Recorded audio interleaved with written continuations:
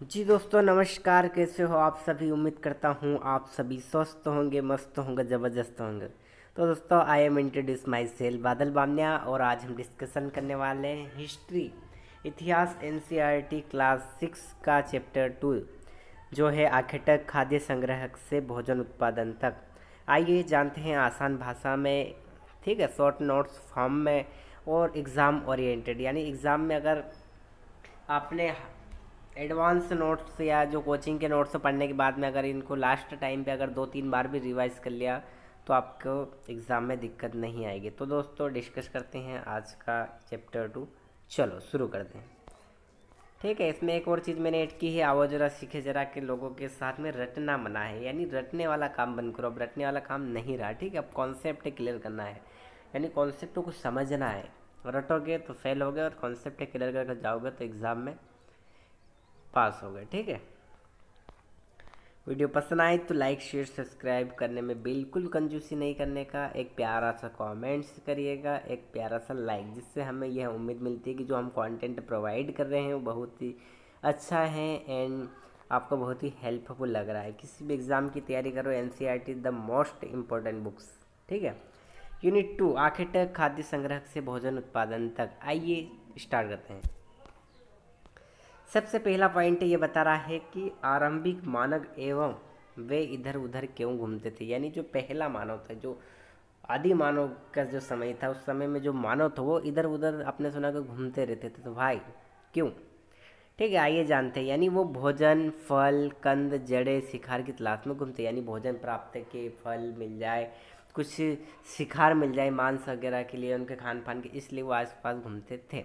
दूसरा, पानी के स्रोत की खोज, यानी पानी की व्यवस्था के लिए, यानी पानी जहाँ पे रहेगा वहाँ पे पीने का पानी उपलब्ध रहेगा, ठीक है। इस कारण उन्हें लगता था कि जहाँ पे पानी का स्रोत है, चाहे नदी हो, नाला हो, कुएँ है, बावड़ियाँ हैं, जहाँ पे उन्हें लग रहा है कि यहाँ पानी की व्यवस्था बहुत अच्छी है, तो उस जगह पे वो इधर उधर जाते थे ताकि पीने के पानी की दिक्कत नहीं हो। बात करते हैं ऋतु के अनुसार बदलाव, यानी अलग अलग ऋतुओं के समय, जैसे अभी बारिश का मौसम है, ठीक है, इसी प्रकार गर्मी का मौसम आएगा, ठंड का मौसम आएगा, तो अलग अलग ऋतुओं में किस प्रकार से हम हमारा रहन सहन पहनावा बदलते हैं, कपड़े बदलते हैं, ठीक इसी प्रकार से वो अलग अलग ऋतुओं के अनुसार उन्हें लगता हो कि इस क्षेत्र में जाना ज़्यादा बेटर है। जहाँ पे ठंड ज़्यादा लगती है तो उनको लगता है कि कहीं गुफा में जाना ज़्यादा बेटर है, ठीक है, जंगलों में, अपने अपने हिसाब से जैसा उचित लगे उस प्रकार से वो ऋतु के अनुसार इधर उधर जाते रहते थे। दूसरा, जानवरों के झुंड का पीछा करना। जानवरों के झुंड का पीछा करने का मतलब ये है कि जिस जगह पे अगर वो रह रहे हैं आदि मानव, मान के चलिए, ठीक है, वहाँ पे जानवरों की कमी हो जाएगी तो फिर उनका खान पाने की क्या रहेगा। अगर मान के चलो एक स्थान पे रह रहे हो, 4-5 किलोमीटर के एरिया में आप रह रहे हो और वहाँ पे फल फूल सब खत्म हो गया, वहाँ पे जानवर भी सब मार के ऐसे हंट करके, मतलब शिकार करके आप खा गए, तो वहाँ पे तुम्हारे लिए खाने के लिए तो कुछ नहीं रहेगा। तो आप जानवरों के पेड़ पेड़ के निशान आदि के पीछे पीछे आपको लगता है कि जानवर इस दिशा में गया तो उस दिशा की ओर आप चलते जाओगे, ताकि आपको जिस स्थान पर कुछ चीज़ें खान पान की ख़त्म हो गई तो आप दूसरी जगह पे जाके रह के फिर से उस चीज़ को कर सको, ठीक है। सब टॉपिक दूसरा बता रहा है कि आरंभिक मानव के बारे में जानकारी किससे मिलती है, यानी जो आदि मानव पहले जो लोग रहते थे उसकी जो जानकारी कैसे मिलती है, तो आइए जान रहे। यानी औजार, हथियार, पत्थर, हड्डी के, यानी कहीं कहीं आपने देखा औजार है, कहीं पे हथियार गिरे हुए हैं, पत्थर पर अलग अलग प्रकार की आकृति हैं, हड्डियों की आकृति से भी ये पता चलता है कि ये आज से 200 या 300 या 250 साल पुरानी हड्डी भी हो सकती है।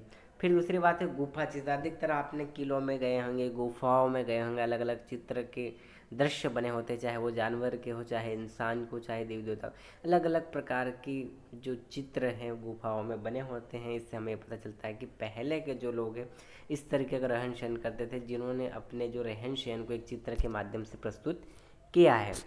बात करते हैं सब टॉपिक 3 की, अस्थियां व अवशेष। अस्थियां अवशेष, अलग अलग प्रकार की जो अस्थियां हैं, अवशेष है, कुछ भी सामान है, कुछ भी सामग्री है, ये अवशेष सारे हैं, जिससे भी पता कर सकते हैं कि यार पुराने जो पुरातत्व काल में या आदि मानव काल में इस तरीके के अवशेष और अस्थियों का भी यूज़ हुआ होगा, जिससे हमें पता चलता है। प्रश्न क्रमांक सब टॉपिक 3 ये बता रहा है कि रहने की जगह निर्धारित करना, यानी आज कैसे कि यार पहाड़ी क्षेत्र में कहते कहाँ रहना चाहिए, ठीक है, समतली भाग में कैसे रहना चाहिए, तो हर जगह वो डिसाइड करते हैं रहने की जगह निर्धारित करना। यानी रहने की जल कैसे वो निर्धारित करते हैं, तो जल के पास रहना जहाँ पे नदी झीलादी होता है, कि पानी की पीने की समस्या नहीं है। आज भी आप पहाड़ी क्षेत्र में जाओगे तो जहाँ पे पानी का व्यवस्था है, जहाँ पे जिस स्थान पे पानी का पास में होगा नदी झील, तो उसी के पास में आपको अधिकतर घर एवं पहाड़ी क्षेत्र में जो जगह गाँव देखने को मिलते हैं, ठीक है। बात करते हैं भोजन की सुविधा, जहाँ पे भोजन की सुविधा है ऐसी जगह पे नहीं जाएंगे जहाँ पे भोजन मांस आदि फल फूल नहीं मिलता, एकदम सूखा है, उस जगह पे वो रहने के लिए निर्धारित नहीं होता। यानी जहाँ पे भोजन की आवश्यकता होगी उसी स्थान पे वो रहते हैं, ठीक है। बात करते हैं सुरक्षा, यानी गुफाएं पहाड़ जंगल आदि, यानी जहाँ पे गुफा है यानी बारिश के मौसम से बचा जा सके, गीले नहीं होंगे इस प्रकार से। जहाँ पे बारिश ज़्यादा होगी बाढ़ आएगी तो वो सोचते हैं कि गुफा एकदम सेफ जोन हो सकता है। पहाड़ में भी ऊंची स्तर पे जाते हैं जहाँ पे जंगली जानवर आदि से भी सुरक्षा महसूस की जाए, ठीक है। बात करते हैं सब टॉपिक 4। सब टॉपिक 4 में बताया गया कि गुफा चित्रकला से जानकारी, यानी जो गुफाओं की बात कर रहे हैं, अलग अलग चित्र की बात करें, अलग अलग कलाओं से जानकारी प्राप्त होती है। कैसे? गुफा की दीवारों पर जानवरों और शिकारों के दृश्य, यानी अधिकतर आपने जैसे बाघ गुफा हो गए, मांडव के किला हो गया, अधिक ऐसी कई सारी गुफाएं भारत में हैं जहाँ पे आप जाओगे तो अलग अलग प्रकार के जानवरों की शिकार करते हुए दृश्य की, मानवों की, लोगों की अलग अलग जो दीवारों पर चित्र आदि बना होता है। बात करते हैं, यह बताता है कि वे शिकार और जानवरों से परिचित थे। यानी इसका मतलब यह होता है कि अलग अलग चित्रों के माध्यम से आप यह पता कर सकते हैं कि वो जिस प्रकार से जानवर आदि का शिकार करते हुए दिखाई दे रहे हैं, ठीक उसी प्रकार से यह मतलब बताने की चित्र के माध्यम से कोशिश की जाएगी, यानी वो जानवर से परिचित थे, यानी उनको शिकार करना आता था। बात करते हैं सब टॉपिक सब टॉपिक 5 की, ठीक है। सब टॉपिक 5 क्या बताया था? सब टॉपिक 5 बता रहा है पूरा स्थल, यानी आर्कोलॉजिकल साइट, यानी पूरा स्थल किसे कहते हैं? जहाँ पुराने औजार मिले हों, जहाँ पे अवशेष पाए गए हों, जहाँ पे मकानों के अवशेष भी मिलते हैं। अवशेष यानी मकानों की आकृति, मकानों के डिजाइन, मकानों की जो किस की आकृति कैसी थी, वो कैसा बना हुआ था, छत वाले थे मिट्टी के थे, कैसे अलग अलग जो भी डिजाइनों के थे, यानी उसे अवशेष कहते हैं, जो अलग अलग जगह पर मिले हैं। जैसे मेहरगढ़ हो गया, हड़प्पा सभ्यता हो गया, अलग अलग जगह पे जहाँ पे इस तरीके की जो चीज़ें मिलती हैं उसे पूरा स्थल भी कहा जाता है। सब टॉपिक 6 पूछ रहा है कि आग की खोज, ठीक है। आग की खोज किसे हुई, क्या प्रोसेस इसकी क्या होता है? बात करते हैं भोजन पकाना सीखा, यानी आग की जो खोज करी इन्होंने आदि मानव ने, दो पत्थर को तेज घर्षण के कारण चिंगारी उत्पन्न हुई जिससे आग की उत्पत्ति हुई, ठीक इसी प्रकार से भोजन पकाना इन्होंने सीखा। भोजन पकाने के बाद में सुरक्षा मिली इनको, जैसे कोई जानवर वगैरह नहीं आया, इसके कारण वो एक स्थान पे आग जला देते जिसके कारण कोई भी ऐसी जानवर वगैरह ने उनके पास, जिससे सुरक्षा मिलती है। गर्मी पानी और रोशनी के लिए उपयोगी, यानी उस समय लाइट की तो कोई व्यवस्था नहीं थी, तो रोशनी के लिए, ठीक है, गर्मी पाने के लिए आदि उन्होंने आग से सीखा। सब टॉपिक 7 बता रहा है कि नाम और तिथि, यानी नाम और तिथियों का क्या मतलब है? यानी उस समय में काल का विभाजन की बात करते हैं, यानी उस काल को विभाजन किया, जैसे पाषाण काल यानी स्टोज एज, पाषाण काल की में डिवाइड किया। उसके बाद मध्य पाषाण काल, यानी उसका जो बाद वाला जो समय था उसको मध्य पाषाण काल मेसोलिथिक कहा गया है। उसके बाद नव पाषाण काल नियोलिथिक कहा, ठीक है। तो यह जो समय है नाम और तिथियों का भी 3 कालों में डिवाइड किया गया है। सब टॉपिक 8 बता रहा है कि बदलती जलवायु, यानी उस समय में क्या जलवायु भी बदली थी? जी हाँ, उस समय भी जलवायु परिवर्तन हुआ था। यानी आज से लगभग 12,000 वर्ष पूर्व जलवायु गर्म हुई, यानी आज से लगभग 12,000 साल पहले ऐसा हुआ कि पूर्व जो जलवायु थी वो गर्म हुई, जिससे क्या हुआ था? आप कहेंगे घास के मैदान बने। घास के मैदान बनने से क्या हुआ? तो आप कहेंगे जानवरों की संख्या बढ़ी। यानी 12,000 वर्ष पहले जलवायु परिवर्तन होने के बाद में घासों के मैदान बने, घासों के मैदानों का निर्माण हुआ, जिस प्रकार से जानवरों की संख्या भी बड़ी और देखने को मिली, ठीक है। इसलिए हम हर कॉन्सेप्ट को समझते हुए चलेंगे। सब टॉपिक 9 यह बता रहा है दोस्तों कि खेती और पशुपालन की शुरुआत हुई, ठीक है। खेती और पशुपालन की शुरुआत कैसे? यानी लोग जंगली पौधों के बीज बोने लगे, यानी जितने भी जंगली जो पौधे थे उन्हें लगता था कि यार ये पौधा है हमारे काम का है, या हमें फल प्राप्त कर सकता है, या हमारे जीवन में कुछ काम आ सकता है, तो उन्होंने सोचा कि लोग जंगली पौधों के बीज बोने भी लग गए थे। बात करते हैं जानवरों को पालतू बनाया गया, यानी कुत्ता भेड़ बकरी गाय, ठीक है। ये अगर क्वेश्चन बहुत ही अक्सर पूछा ही जाता है, जानवरों को पालतू बनाया गया, जिसमें सबसे पहले क्या था? तो आप कहेंगे कुत्ता। सबसे पहला पालतू जानवर बनाने वाला जानवर कुत्ता था, ठीक है, इसका भी ध्यान रखना। जानवरों को पालतू बनाया गया, कुत्ता भेड़ बकरी आदि को पालने लगे, ठीक है। जिनको पालतू जो पशु जानवर थे इनको पालने लगे थे, वो पालतू बनाया गया। बात करते हैं 10 सब टॉपिक की बात कर रहे हैं। बसने की प्रक्रिया यानी रहने की जो प्रक्रिया थी वो कैसी थी। तो पहले अस्थायी बस्तियाँ, यानी जिस समय उनको नॉलेज वगैरह आदि नहीं था, खेती का नॉलेज नहीं था, जब तक वो हंट यानी शिकार वगैरह आदि किया करते थे, जिसके कारण एक जगह से दूसरे स्थान पर वो जाया करते थे। लेकिन जब उनको नॉलेज खेती आदि का नॉलेज शुरू हुआ तो खेती शुरू होने पर स्थायी गाँव बने। यानी जब उन्हें पता चल गया कि नहीं हमें एक स्थान पर रहना चाहिए, फसल उगा सकते हैं, पशु को पाल सकते हैं, जिससे दूध मांस भी प्राप्त हो सकता है, तो उनको लगा कि नहीं अब खेती का नॉलेज हो गया तो स्थायी गांव बनने लगे। जिससे ये बसने की प्रोसेस थी, यानी पहले अस्थायी थे, अलग अलग जगह पर जाते थे, बाद में वो एक जगह पर रहने लग गए गाँव के। सब टॉपिक 11 आपसे पूछ रहा है कि एक नवीन जीवन शैली, एक नई जीवन शैली क्या है। तो आप कहेंगे खेती, पशुपालन, बर्तन बनाना, कपड़े बुनना। नहीं, समय जैसा जैसा बदलता गया ठीक वैसे वो खेती करने लगे। जैसे खेती करने लगे, चारा वगैरह उगाने लगे, जिससे पशुपालन किया, गाय भैंस बकरी आदि को पालने लगे। उसके बाद बर्तन बनाना शुरू किया, अलग अलग बर्तन बनाए। उसके बाद कपड़े आदि बुनने का कार्य शुरू हुआ। फिर आप हमको समय बाद ऐसा लगा कि आपसे सहयोग भी जरूरी था, आपसे सहयोग भी करने लगे, एक दूसरे के साथ में काम करना, कुछ हेल्प करना आदि। बात करते हैं सब टॉपिक 12 की। सब टॉपिक 12 ये बता रहा है कि जानवर चलते फिरते खाद्य भंडार, यानी जो जानवर होते हैं चलते फिरते खाने का भंडार थे। कैसे, जैसे दूध के लिए जानवर से दूध भी प्राप्त होता है, मांस प्राप्त होता है, खाल ऊन आदि ये प्राप्त। इस कारण हम कह सकते हैं कि जानवर चलता फिरता खाद्य भंडार है। हल चलाने और भार ढोने में भी मदद, यानी जानवरों की बैल आदि की मदद हल चलाने के लिए या किसी सामान को एक स्थान से दूसरे स्थान पर ले जाने के लिए बैलगाड़ी आदि की मदद भी होती थी।